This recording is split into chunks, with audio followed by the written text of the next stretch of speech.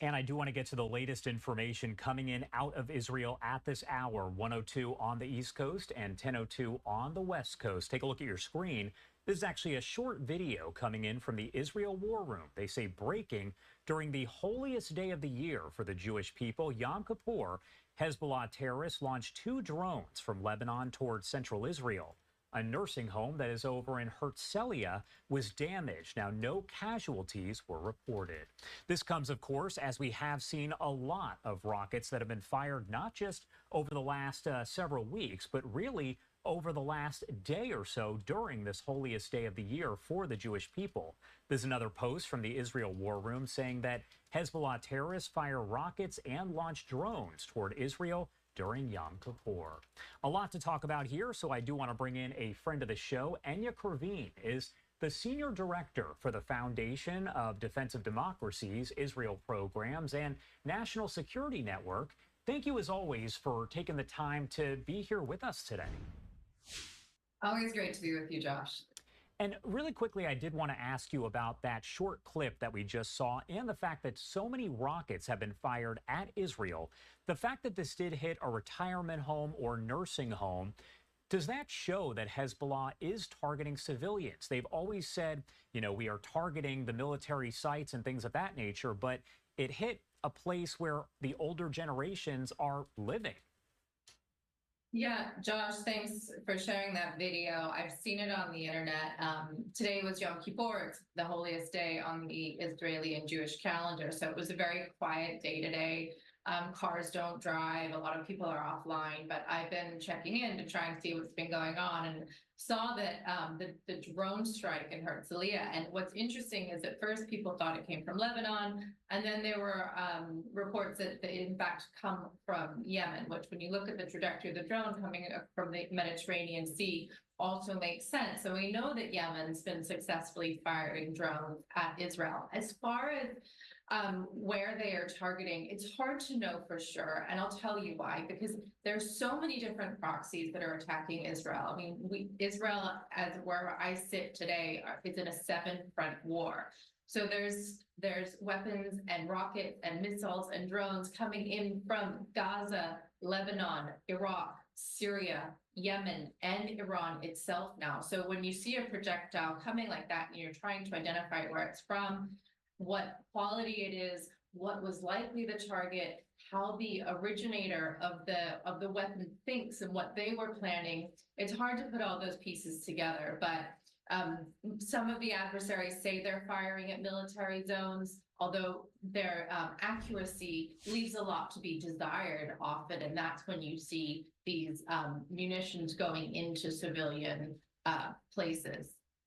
And on that same note, we were told by the Israel War Room, really in the IDF, that approximately 230 projectiles were fired from Lebanon by Hezbollah toward Israel over essentially a 24-hour period here.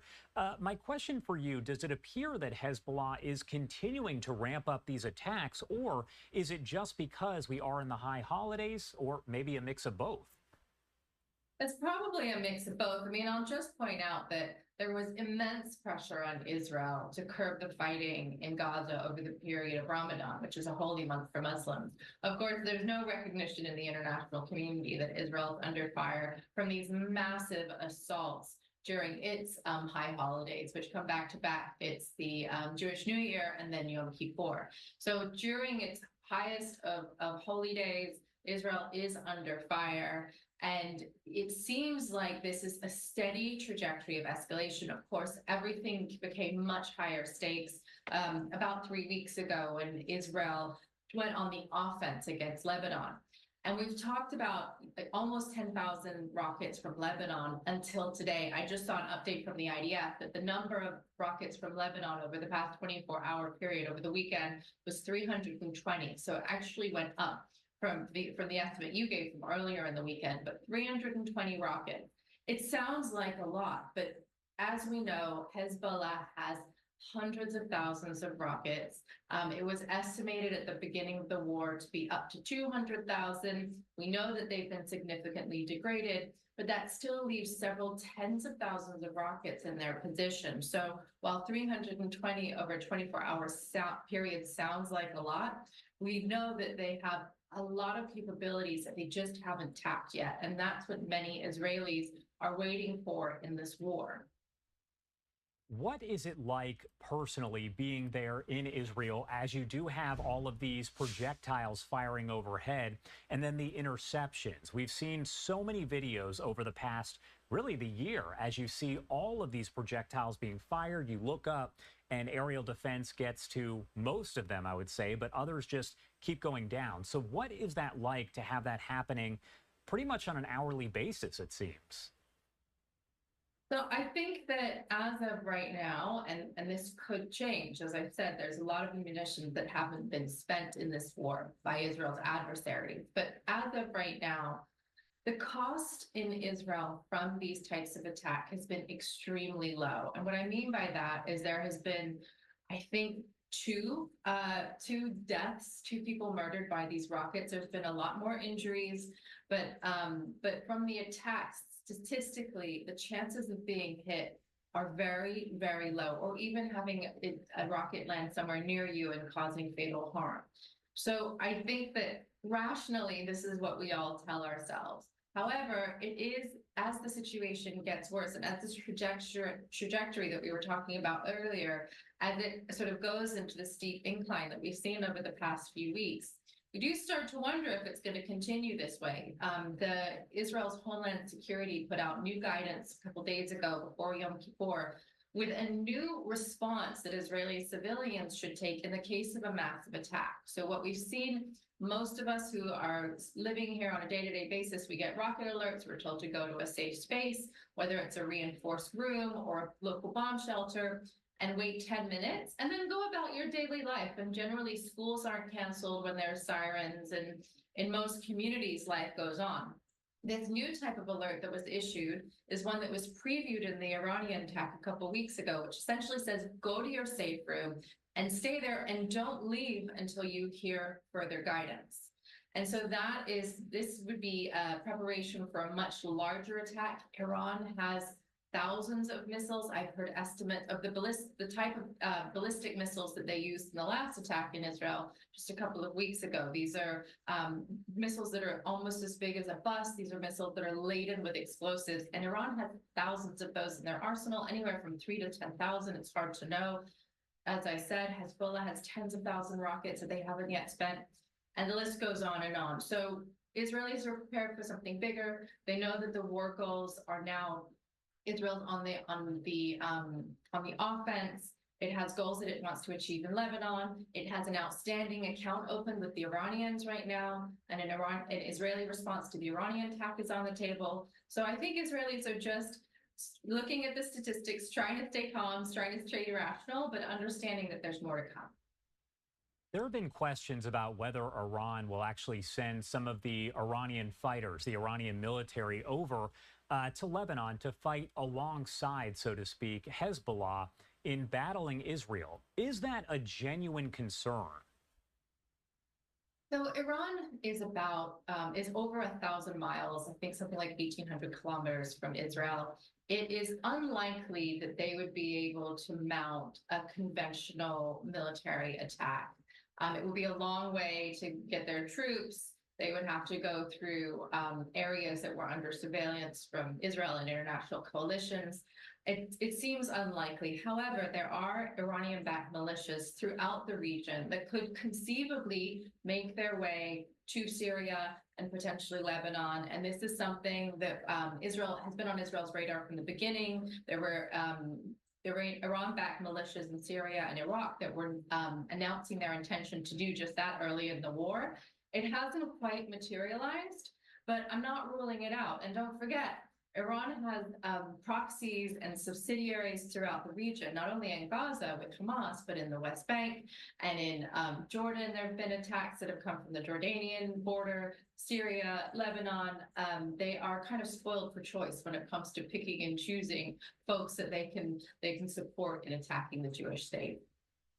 We've been talking a lot over the past couple weeks about how exactly Israel could retaliate against Iran. I know there's been a lot of discussion, and we heard from Netanyahu that it is going to happen and it is going to be a big retaliation.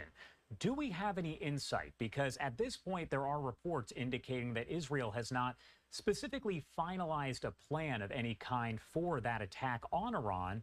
Do we know if that means that it's not going to happen anytime soon? Obviously, a lot of this done in secrecy because you don't want to give a heads up to your enemy. But do we have any kind of insight on that?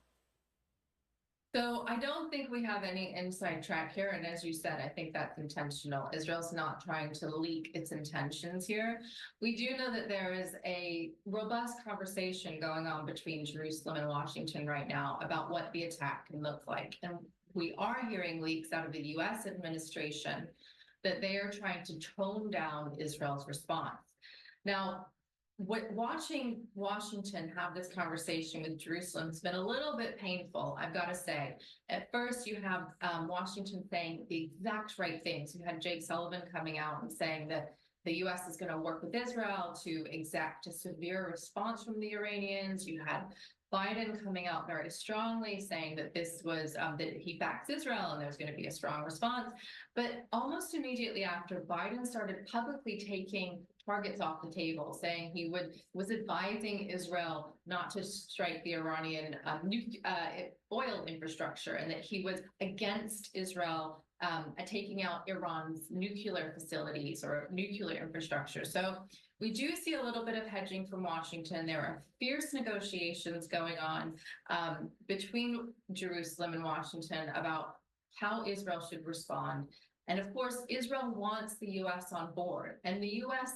has generally been very good about being shoulder to shoulder with Israel when the rubber hits the road. And the U.S. can marshal an international coalition that has been very, very important in the defense of Israel. So what Israel is likely looking for is not necessarily U.S.'s help going on the offensive, but it likely wants the U.S. to remain shoulder to shoulder with Israel for any response that Iran might send, not only to Israel, but to the U.S. allies in the region. And Iran has already started threatening U.S. allies in the region. Iran has already started baring its teeth, saying that if there is an Israeli response, then Iran will launch a counter response. So I think that Jerusalem is working hard to keep the U.S. on side, not necessarily for offensive purposes, but mostly just for the long run, because this is likely going to go on. There will be a series of back and forth, and ultimately Iran must stand down and it must rein in its proxies. And hopefully, in a perfect world, that may even lead to more willingness by Hamas, by Sinwar in Gaza, to finally reach a hostage deal. That's the hope.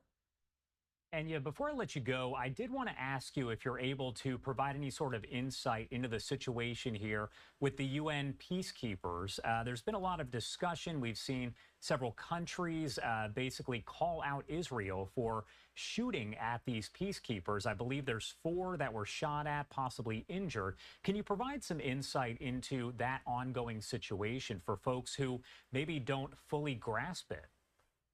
I'm so glad you asked about that, Josh, because I'm actually working on a piece with a colleague about that. It's so important. So what your viewers need to know about this peacekeeping force, they're called UNIFIL, and they were established in the late 70s, but their mandate has grown and grown and grown over the past several decades. They are now a peacekeeping force of over 10,000 people. They're funded by the international community from dozens of countries, and they exist in southern Lebanon, and they have one job, and that is to prevent armed organizations like Hezbollah from becoming a threat to southern Lebanon, from becoming a threat to Israel. So one might ask themselves, what has this organization of 10,000 plus international peacekeeping forces been doing for the past 20 years? Well, Hezbollah has been arming up, building infrastructure, building terror tunnels into Israel, Hezbollah in southern Lebanon has an arsenal that are as big as some state actors. They are the biggest, the biggest and most well-armed non-state actor in the world. And here you have 10,000 people, so this relatively small area that their one job was to prevent them from becoming a threat. And so we knew, people who watch this issue and have been watching it understand that UNIFIL has not been potent. They understand that UNIFIL has been unable to do their job. And about several days ago, Israel, the IDF, asked UNIFIL to please leave southern Lebanon so that Israel could finally tackle these terrorist organizations that have been building up under the nose of UNIFIL, and UNIFIL refused to leave. So there it is in southern Lebanon while this war is raging. And the IDF actually just in the last 24 hours put out a notice about the incident you mentioned where a UNIFIL worker was hurt, saying that Hezbollah was attacking the IDF within a dozen meters or a few dozen meters of the UNIFIL installation. So once again, you have a terrorist organization, Hezbollah, using a UN organization, UNIFIL, as a human shield as it attacks Israel. And the irony of this is for the last decades, UNIFIL's one job has been to prevent Hezbollah from becoming the massive force that it is today, that is threatening the stability along Israel's border, that's caused